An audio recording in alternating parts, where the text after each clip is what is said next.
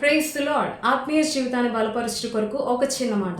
మనం బైబిల్లో చూసినట్లయితే యెషయా గ్రంథం 33వ అధ్యాయం 15వ వచనంలో ఒక మాట ఈ విధంగా వ్రాయబడి ఉంది. ఏమని అంటే, చెడుతనమును చూడకుండా కన్నులు మూసుకునివాడు ఉన్నత స్థలమున నివసించును. ఇన్ జీసస్ నేమ్ ఆమేన్. ఉన్నత స్థలాన నివసించాలి అన్న ఆశ ప్రతి మానవుడికి ఉంటుంది కదండి. ఉన్నత స్థలం అంటే ఈ లోకంలో ఉండే ఉన్నత స్థలాలు కాదు. ఈ లోకంలో ఉండే ఒక పెద్ద పర్వతం మీద ఇల్లు కట్టుకొని నివసించాలన్నది కాదు, లేకపోతే ఒక పెద్ద ప్యాలెస్లో ఉండాలన్నది కాదు, ఒక పెద్ద పెద్ద బంగ్లాల్లో నివసించాలన్నది కాదు. ఉన్నత స్థలంన నివసిస్తారు అని బైబిల్ ప్రకారంగా చెప్తున్నారంటే ఇది పరలోకంలో నివసిస్తారు అని అర్థం. చెడుతనాన్ని చూడకుండా కన్నులు మూసుకుంటే ఉన్నత స్థలాన నివసిస్తారు.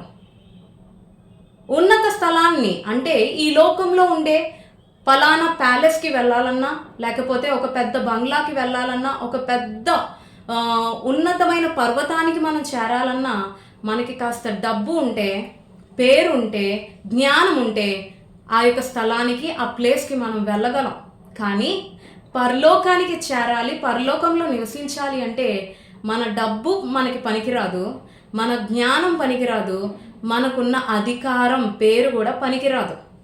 పరలోకానికి చేరాలి అంటే కొన్ని ఇంపార్టెంట్ క్వాలిటీస్ మన జీవితంలో ఉండాలి, ప్రాముఖ్యమైన లక్షణాలు మన జీవితంలో కలిగి ఉండాలి. అవి ఏంటో ఈ 15వ వచనంలో భక్తుడు తెలియజేస్తున్నాడు.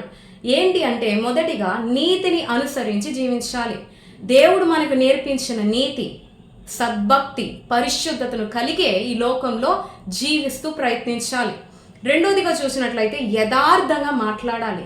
అంటే లోపల ఒకలాగా బయట ఒకలాగా కాదు, లోపలైనా బయటైనా ఒకేలాగా యథార్థంగా మనం మాట్లాడితే పరలోకానికి చేరగలుగుతాం. ఇంకా చూసినట్లయితే లంచం పుచ్చుకోకూడదు. నిర్బంధ వలన వచ్చు లాభాన్ని ఉపేక్షించాలి. లంచం పుచ్చుకోకుండా మన చేతుల్ని ముడుచుకోవాలి. ఇంకా హత్య అన్న మాటే వినకుండా చెవులు మూసుకోవాలంట. నరహత్య అన్న మాటేనా, హత్య అన్న మాటేనా వినకుండా మన చెవుల్ని మూసుకోవాలి. చెడుతనము చూడకుండా కన్నులను మూసుకోవాలి. అట్టి పవిత్రంగా మనం ఈ లోకంలో బ్రతికితే, దేవునికి ఇష్టంగా జీవిస్తే, దేవుడు చెప్పిన బాటలోనే బ్రతికితే, తద్వారా దేవుడు నిన్ను నన్ను ఖచ్చితంగా ఆ ఉన్నత స్థలంలో చేరుస్తాడు. కాబట్టి ప్రియ దేవుని బిడ్డ, ఈ లోకంలో ఉండే ఉన్నత స్థలాలకి వెళ్దామన్న ఆశ కన్నా పరలోకానికి వెళ్ళాలన్న ఆశ కలిగి దేవుడు చెప్పిన బాటలో నడు, తద్వారా దేవుడిచ్చే స్థలానికి చేరు.